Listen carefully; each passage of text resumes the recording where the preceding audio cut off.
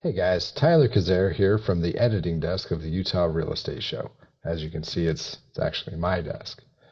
And I just wanted to put a quick note in before you watch today's episode. This episode was filmed at the end of 2022, and we had every intention of putting this up in the new year, but between the different guests that we had on and different challenging conflicts, we just weren't able to put it up. It's still really good content, and we wanted to share it with you because of the buyer's market trend that is happening right now. And so we're still putting it up, but some of the information may seem a little dated. I just wanted to give you a little note and a little heads up before you got into the episode. Thanks for watching. Give us a like and a subscribe. So I've heard this a lot lately. Marry the house, date the rate. But what is the practical application of that? And that's what we're talking about today. Welcome to the Utah Real Estate Show podcast, the show where two agents and a lender teach real estate best practices by talking through mistakes we've seen and made. So people are like, interest rates are high, it's not a good time to buy a house. Well, here's the thing. Interest rates may go up, and they may come down, and may stay the same. If they go up, you're locked in at your rate. Congratulations, you got a house. Yeah. If they stay the same, great, you've got a house. Yes. If they go down, you can refi, and you have a house. Hello and welcome to another episode of the Utah Real Estate Show. I am Tyler Cazier, Utah Real Estate Agent. Jason Christiansen, mortgage lender. Aric Wiszt, Utah Real Estate Agent. And today you may have noticed that the market's not the same as it was in early 2022. Or any other time in the history of real estate, because that's what the market does. Yeah, the market is going to surprise you. Yep. And so we have found, there's a episode way back when we were helping buyers to understand this is how you make an attractive offer. Yes. Right? Mm-hmm. This, I would say, is the opposite. The pendulum has swung to the other side. And now we're going to talk about the leverage that buyers have in the marketplace. And we're going to talk about, hey, sellers, there might be a few things you want to do to court some buyers into your property. Well, not just that. It's still a great time to buy. Yeah, it is. Because the great time to buy is when you're ready to buy. That's one thing. And the great thing about now is there's properties available, and the sellers will work with you. I mean, it wasn't that many months ago when it was like, offer this much over asking price. This is how much earnest money you want to do. This is how much you want to do non-refundable. Right now, you can go in and you can be like, hey, we need some help. How much closing costs are you willing to pay? So check this out. There's a listing on the market right now that says, if you buy this house, I will give you a 12-month lease on this Tesla. What? Okay, I like it. That's what the seller is offering if you buy the house. To entice buyers. To entice buyers. I want to hit three things really quick. Yeah. Maybe it's out of order. Okay, so look. So people are like, interest rates are high, it's not a good time to buy a house. Well, here's the thing. Interest rates may go up, and they may come down, and may stay the same. If they go up, you're locked in at your rate. Congratulations, you got a house. Yeah. If they stay the same, great, you've got a house. Yes. If they go down, you can refi, and you have a house. And this is a bigger deal than a lot of people think, because the second this market flipped from a seller's market to not a strong seller's market, all the agents knew exactly what to do. I remember when this year started, when it came out of December, and we're in January, and the agents already were going to the escalation clauses like that. So if you think for a second that there's going to be a bunch of homes sitting on the market when interest rates drop, We're still in a deficit. those homes are going to be snatched up. We have escalation clauses. You're going to be fighting tooth and nail to get a home. Yeah. So, and that, I think that's kind of where I want to enter into this, because the buyers have so much more power right now. Yes. And we're not quite to a seller or to a buyer's market. We're getting there. Which is defined by average homes on the market for 6 months. Right. We're a ways away. There's an absorption rate, and that's what we base the buyer's market versus seller's market on. And it really, a balanced market is 6 months, right? Longer than 6 months of inventory is said to be a buyer's market. Shorter is a less seller's than market. 6 months is a seller's market. So Now, technically, by definition, we're still in a seller's market. However, it's very kind to buyers. yes, and well, so much more kind, because relatively, like, there was a time last year when the average days on market was 4. Yeah. 4 days, not 4 months, 4 days. It was on super market. common for homes to sell before they went on the market. Exactly. Or as they went on the market. And so now that number has jumped way up into the 50s now. Like the numbers, like almost- it depends on what county you're looking at or what neighborhood or 2-month whatever. average, But yeah, you're looking at like a 60-day average-ish for how long homes are staying on the market. That is so different than what it used to be, that it feels like buyers have all the power. Well, it's this great thing because you're working off emotions, right? Yeah. So sellers have gone from understanding their home would sell in seconds to times that almost infinitely. Yeah. Right? If So it now- sells before we go on the market and now we're waiting time on the market, so it's freaking sellers out, which, like, if they understood real estate, shouldn't freak them out. Well, and this, I mean, comes back to the video that we just released was talk to your professionals early because it all depends on where we're at. I mean, we switched from a massively hot market, like you were just saying, to this one very quickly, quicker than it's ever changed that fast before. So if you're still basing your information on selling your home right now as you were just 5 months ago, that's a totally different story.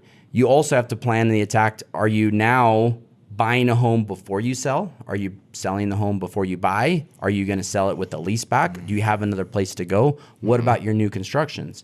Like, there's a lot more to be thought about on how you plan that strategy, which is like what Tyler's talking about. Now you can ask for maybe different things. Sellers can be nicer. They can say, hey, look, we'll pay some of these closing costs, or we'll let you do this. The buyers can also go the same way and go, hey, I know that this is kind of crazy. I can let you live in the house for another 3 weeks or 6 weeks or 60 days, but I want this in return. And there's a little bit, I'm seeing more actual, like, Negotiation. both parties working together rather are than, working together instead this of is a the house, buy it if you want. tough luck. And that's how the a door's balanced falling market off. is. Yeah. Right? We're coming out of a strongly imbalanced market. Yep. Where the sellers had all the power, and therefore they would say, like, we're going to list it at, 525, but we're not going to take offers until they breach 600. Yeah. Right? Well, and it's not I that had they were somebody being say that. rude. People were getting that. Yeah. And so you can't sit there, well, you won't even work with us. Well, it's not that I won't work with you. I got this guy offering me $100,000 more in cash with no contingencies. What do you Yeah. mean I'm not work? Why would I not take that? Yeah, the you would fact take is- that. Why would I work Yeah. with you? Yeah. Why would I work? Exactly. And now we're starting to see a give and take. Yep. Because now the buyers or the sellers need the buyers a lot more than they used to. And so they're willing to give up some stuff. So some of the stuff that we're seeing, we're starting to see seller paid closing costs. Not huge yet, but we're starting to see higher amounts. We're starting to see like buy downs on loans, which is a seller concession. It's another seller concession. We're starting to see price drops. These are all things that favor the buyer, obviously. What other things you guys seeing? I mean, the one that I'm seeing right now is people are just open to talking. Like, I think more that's the biggest negotiation. one of, and pricing it correctly. Like, price drops, yes, but a lot of times price drops are because people are still basing the information on what it was 6 months ago. Yep. Understand the market where you're at and the pocket that you may be in. Maybe it's in a neighborhood that holds its people want to be in there. Things don't go for sale in that neighborhood. Yeah. You can demand a higher price. You have to be well more knowledgeable about what you're selling and buying to go into that. But the biggest thing I think is I'm actually having happier buyers right now, even though it's more expensive, because they have time to think. Yeah. They're that's not a big making deal. an offer. I mean, the And they have stress a of lot making an more offer selection. with 30 offers at once, way more like you're options. competing against 30 or 40 offers going, shoot, do I sell my other 2 kids to get this house? Like, I don't know. Now they can be like, well, no, we can do this. Let's buy this. We don't need that house. Let's go over here. Yeah. Yeah, there's a lot less pressure. And you're right, the buyers can think more. And they actually have a selection. Like, hey, there's actually 20 properties on the market right now in the area that we'd like to live that have the number of rooms that we want, that have the number of bathrooms that we want, that have the yard. And so suddenly the buyers can be much more selective. Yeah. Because the sellers don't have a corner monopoly on the market. Well, and the thing that still comes up, and Jason sees this all the time with people that keep saying, well, I'm going to keep waiting. We're not there yet. It's not there yet. Well, what are you waiting for? Because What I is still there? have people waiting from 08 Yeah. that are still going, what's there yet? The crash hasn't happened. Well, you don't have any money to buy anything now because you've been renting for 6 years. And guess what? It's come down, but interest rates went up. It wasn't like it was back then that happens. Like there's different financing available now. There's a lot more seller finances come down into the residential market a lot now. Yeah. So, The interesting thing is there's a little bit of tightening in the mortgage industry because of what the market's doing. So it's a shift. Mm-hmm. We've got pieces moving in ways they haven't moved before. So, In order to move with that shift, the clients need to move with it. Yeah. You need to understand. Like we said in the last video, start talking early because things that were very easy to do in the lending industry a few months ago are constrained a little bit right now. Well, start meeting with your accountant. Maybe you need to buy stuff or unload stuff or do different things for your taxes in order to be better suited for that loan. Time to start making those decisions. Yeah. Right. Get a plan on it. Yeah, get a beat on the financial market. advisor and run some of those numbers and make that plan that's educated. So, what did we learn? Well, my key takeaway is that buyers have a lot more power today than they did, say, 6 or 8 months ago. And they should utilize that power to give themselves time to think and to make the best possible purchase, evaluating the information that's coming to them. Look at all the options right now. Take some time, figure out what works best for you and how to structure your deal. And just remember that we don't have a crystal ball and nobody does. Make a decision that's smart right now with different options to move forward in the future. As a buyer, you have the power, a lot more power than you did a few months ago. I have the power. So like, comment, and subscribe, and get a great deal anyhow. If you want to get in touch with us, shoot us a text at 801-228-7687. Make sure you mention the show. You can email us at theutahrealestateshow@gmail.com. You can watch this show on YouTube, and you can listen on Apple Podcasts, Spotify, or wherever you get your podcasts. If you learned something, or if you really love listening to this show, give us a like on YouTube and drop a rating on Apple Podcasts or wherever you listen. The Utah Real Estate Show is a production of Hive Collective at Realtypath with support from Security Home Mortgage. The NMLS number for Security Home Mortgage is 178787. The NMLS number for Jason Christiansen is 240472, Equal Housing Lender.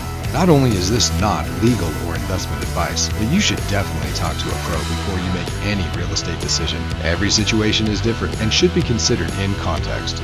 Copyright Jason Christiansen, Aric Wiszt, and Tyler Cazier. All rights reserved. Out there now. Sorry, I had to say that. So glad that we did that. We did. Hey, brought our energy up. Yes. My energy is so high. Well, Come on! well, what the thing? It was video game. Was that the end? That was video. Yeah, That's this was the end. all the end. Hey, what did we 13 learn minute today end. about real estate?